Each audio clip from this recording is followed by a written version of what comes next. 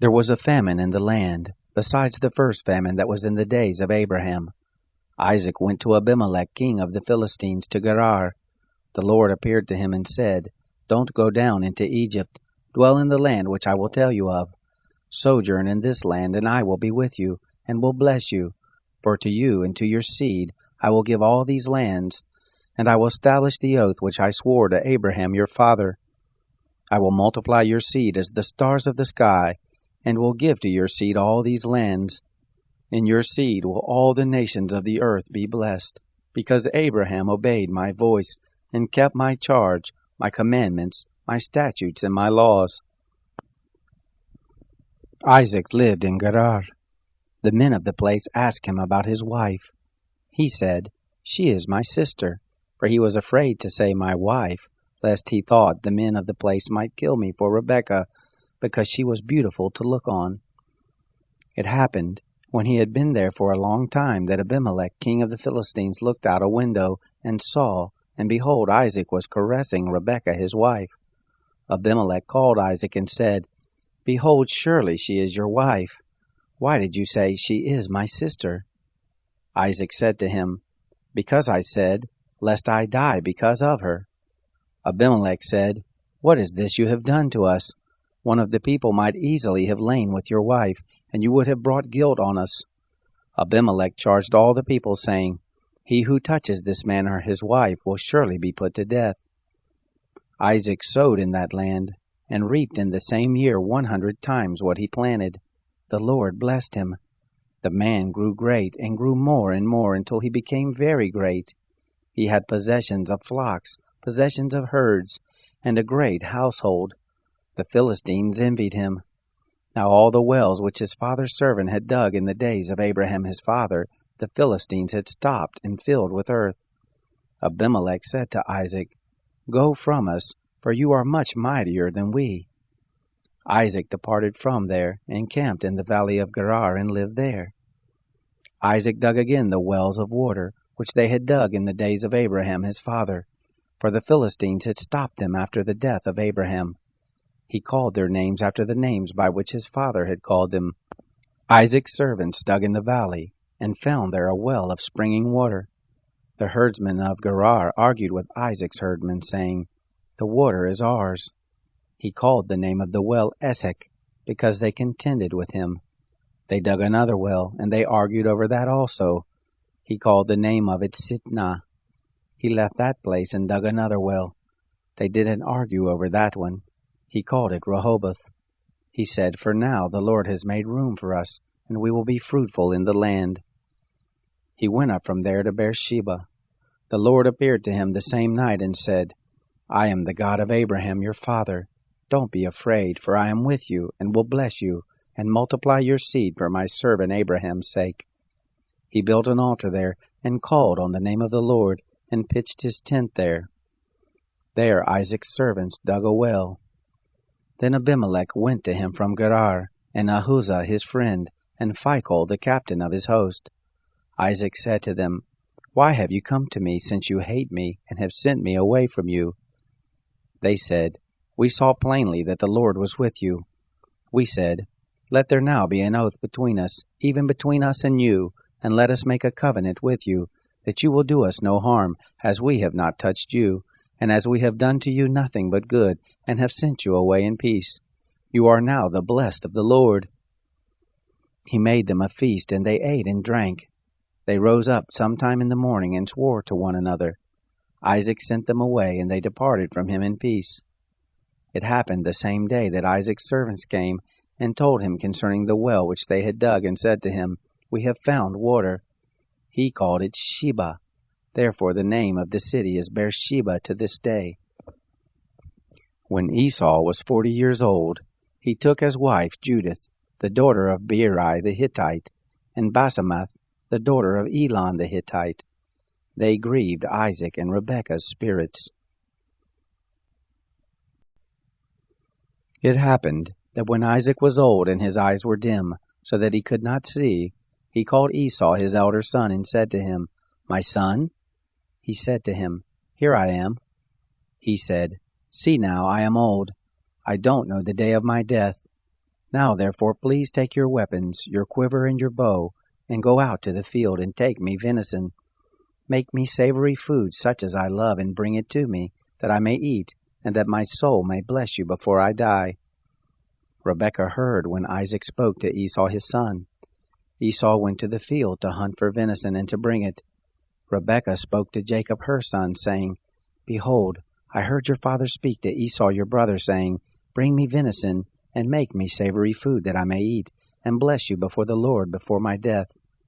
Now therefore, my son, obey my voice according to that which I command you. Go now to the flock, and get me from there 2 good kids of the goats. I will make them savory food for your father, such as he loves. You shall bring it to your father, that he may eat, so that he may bless you before his death." Jacob said to Rebekah his mother, "Behold, Esau my brother is a hairy man, and I am a smooth man. What if my father touches me? I will seem to him as a deceiver, and I would bring a curse on myself and not a blessing." His mother said to him, "Let your curse be on me, my son. Only obey my voice and go get them for me." He went and got them, and brought them to his mother. His mother made savory food such as his father loved. Rebekah took the good clothes of Esau, her elder son, which were with her in the house, and put them on Jacob, her younger son. She put the skins of the kids of the goats on his hands and on the smooth of his neck. She gave the savory food and the bread which she had prepared into the hand of her son Jacob. He came to his father and said, "My father?" He said, "Here I am. Who are you, my son?" Jacob said to his father, "I am Esau, your firstborn. I have done what you asked me to do. Please arise, sit, and eat of my venison, that your soul may bless me." Isaac said to his son, "How is it that you found it so quickly, my son?" He said, "Because the Lord your God gave me success." Isaac said to Jacob, "Please come near, that I may feel you, my son, whether you are really my son Esau or not." Jacob went near to Isaac his father. He felt him and said, "The voice is Jacob's voice, but the hands are the hands of Esau." He didn't recognize him because his hands were hairy like his brother Esau's hands. So he blessed him. He said, "Are you really my son Esau?" He said, "I am." He said, "Bring it near to me, and I will eat of my son's venison, that my soul may bless you." He brought it near to him, and he ate. He brought him wine, and he drank. His father Isaac said to him, "Come near now and kiss me, my son." He came near and kissed him. He smelled the smell of his clothing and blessed him and said, "Behold, the smell of my son is as the smell of a field which the Lord has blessed. God give you of the dew of the sky, of the fatness of the earth, and plenty of grain and new wine. Let peoples serve you, nations bow down to you. Be lord over your brothers. Let your mother's sons bow down to you. Cursed be everyone who curses you. Blessed be everyone who blesses you." It happened, as soon as Isaac had made an end of blessing Jacob, and Jacob had just gone out from the presence of Isaac his father, that Esau his brother came in from his hunting. He also made savory food and brought it to his father. He said to his father, "Let my father arise and eat of his son's venison, that your soul may bless me." Isaac his father said to him, "Who are you?"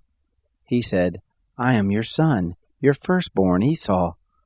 Isaac trembled violently and said, "Who then is he who has taken venison and brought it to me, and I have eaten all of it before you came, and have blessed him? Yes, he will be blessed." When Esau heard the words of his father, he cried with an exceeding great and bitter cry, and said to his father, "Bless me, even me also, my father." He said, "Your brother came with deceit, and has taken away your blessing." He said, "Isn't he rightly named Jacob? For he has supplanted me these 2 times. He took away my birthright. See, now he has taken away my blessing." He said, "Haven't you reserved a blessing for me?" Isaac answered Esau, "Behold, I have made him your lord, and all his brothers I have given to him for servants. With grain and new wine have I sustained him. What then will I do for you, my son?" Esau said to his father, "Have you but one blessing, my father? Bless me, even me also, my father." Esau lifted up his voice and wept. Isaac his father answered him, Behold, of the fatness of the earth will be your dwelling, and of the dew of the sky from above. By your sword will you live, and you will serve your brother. It will happen when you will break loose, that you shall shake his yoke from off your neck. Esau hated Jacob because of the blessing with which his father blessed him. Esau said in his heart, "The days of mourning for my father are at hand. Then I will kill my brother Jacob." The words of Esau, her elder son, were told to Rebekah. She sent and called Jacob, her younger son, and said to him, "Behold, your brother Esau comforts himself about you by planning to kill you. Now, therefore, my son, obey my voice. Arise, flee to Laban, my brother, in Haran. Stay with him a few days until your brother's fury turns away, until your brother's anger turn away from you, and he forgets what you have done to him. Then I will send and get you from there. Why should I be bereaved of you both in one day?" Rebekah said to Isaac, "I am weary of my life because of the daughters of Heth. If Jacob takes a wife of the daughters of Heth, such as these, of the daughters of the land, what good will my life do me?"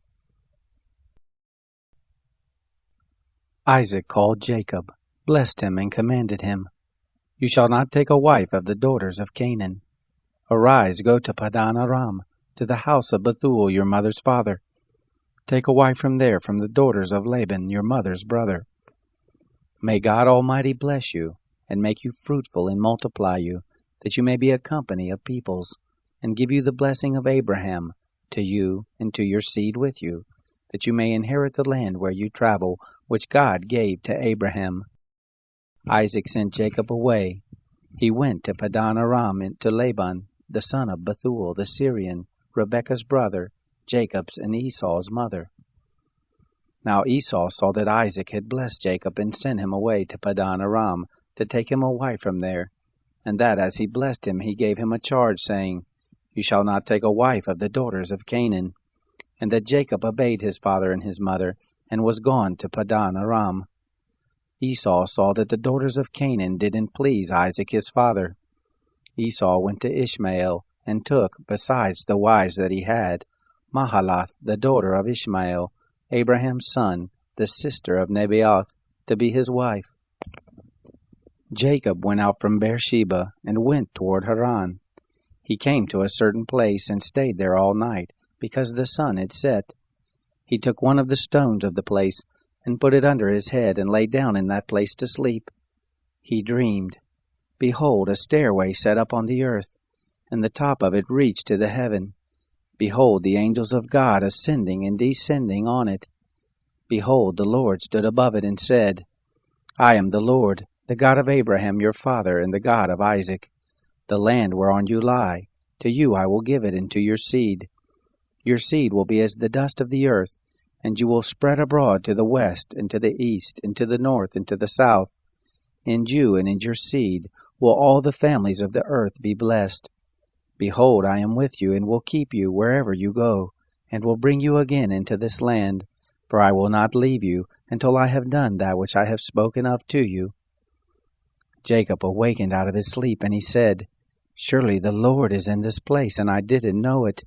He was afraid, and said, "How dreadful is this place!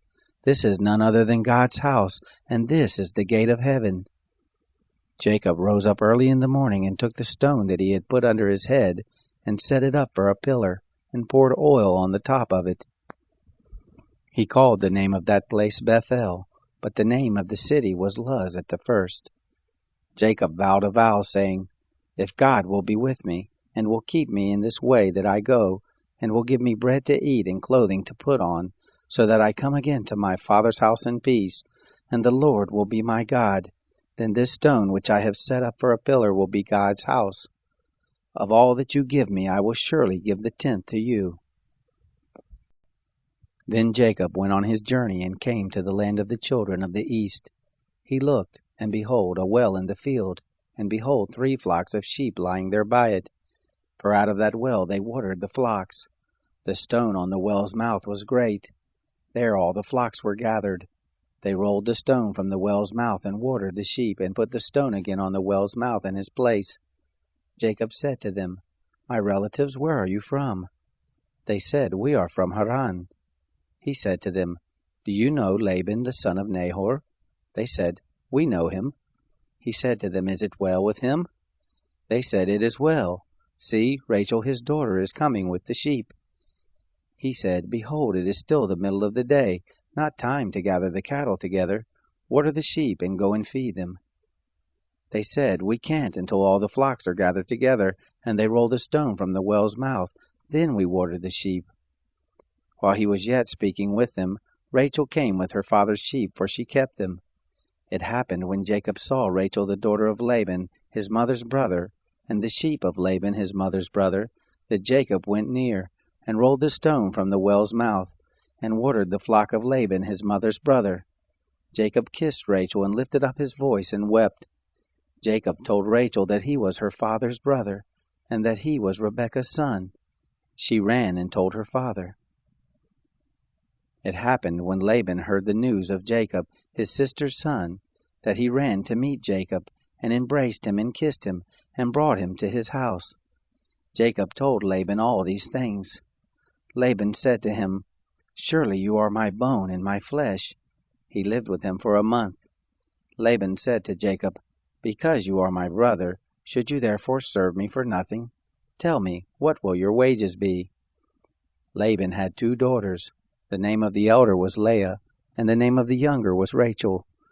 Leah's eyes were weak, but Rachel was beautiful and well-favored. Jacob loved Rachel. He said, "I will serve you 7 years for Rachel, your younger daughter." Laban said, "It is better that I give her to you than that I should give her to another man. Stay with me." Jacob served 7 years for Rachel. They seemed to him but a few days for the love he had for her. Jacob said to Laban, "Give me my wife, for my days are fulfilled, that I may go in to her." Laban gathered together all the men of the place and made a feast. It happened in the evening that he took Leah his daughter and brought her to him. He went in to her. Laban gave Zilpah his handmaid to his daughter Leah for a handmaid.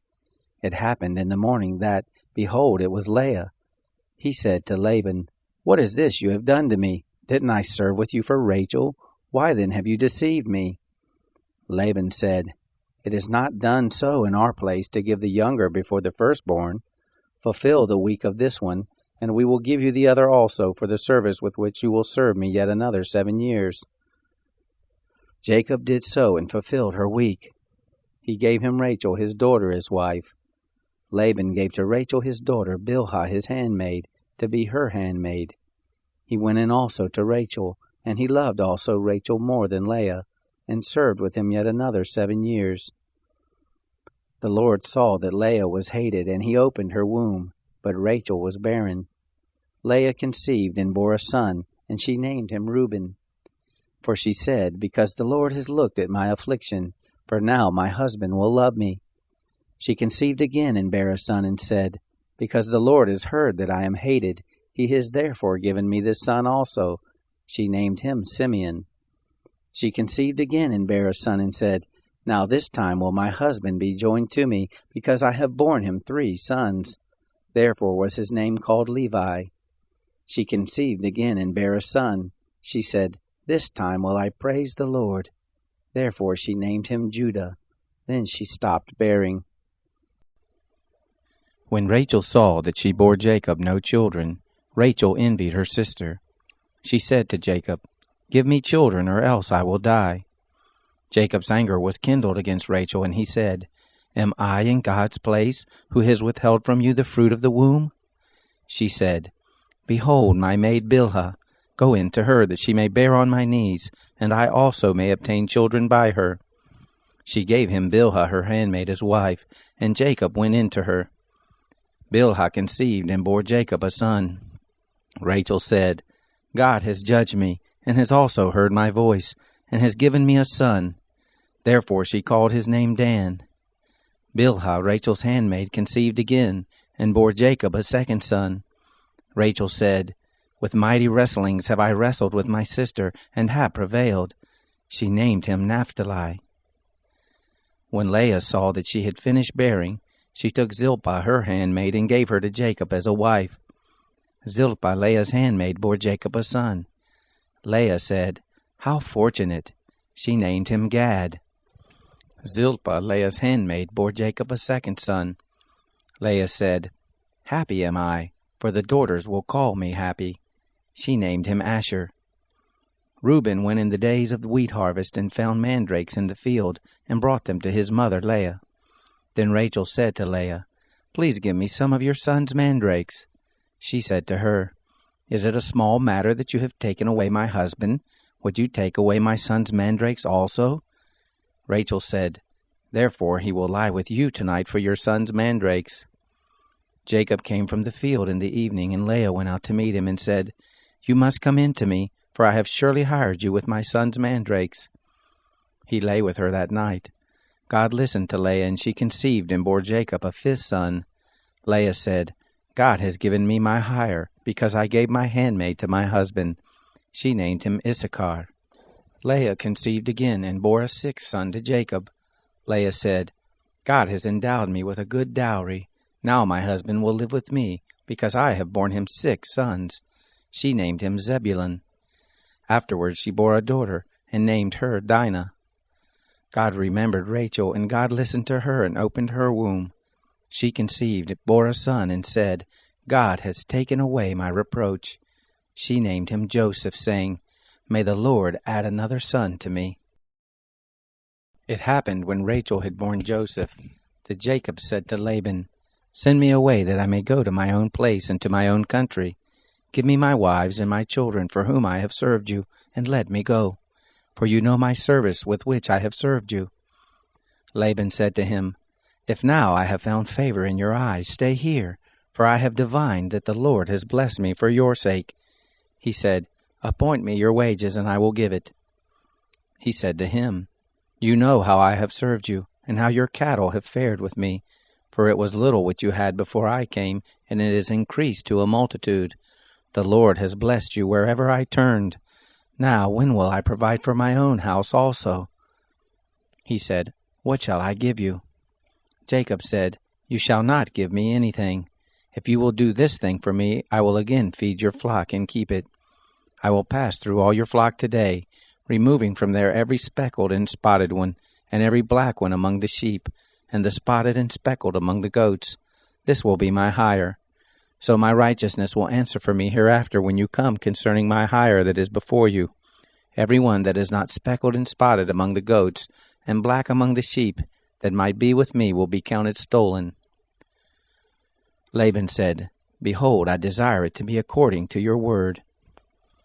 That day he removed the male goats that were streaked and spotted, and all the female goats that were speckled and spotted, every one that had white in it, and all the black ones among the sheep, and gave them into the hand of his sons. He set 3 days' journey between himself and Jacob fed the rest of Laban's flocks. Jacob took to himself rods of fresh poplar, almond, plane tree, peeled white streaks in them, and made the white appear which was in the rods. He set the rods which he had peeled opposite the flocks in the gutters and the watering troughs where the flocks came to drink. They conceived when they came to drink. The flocks conceived before the rods, and the flocks brought forth streaked, speckled, and spotted. Jacob separated the lambs, and set the faces of the flocks toward the streaked, and all the black in the flock of Laban, and he put his own droves apart, and didn't put them into Laban's flock. It happened, whenever the stronger of the flock conceived, that Jacob laid the rods before the eyes of the flock in the gutters, that they might conceive among the rods. But when the flock were feeble, he didn't put them in. So the feebler were Laban's, and the stronger Jacob's. The man increased exceedingly, and had large flocks, maidservants and menservants, and camels and donkeys.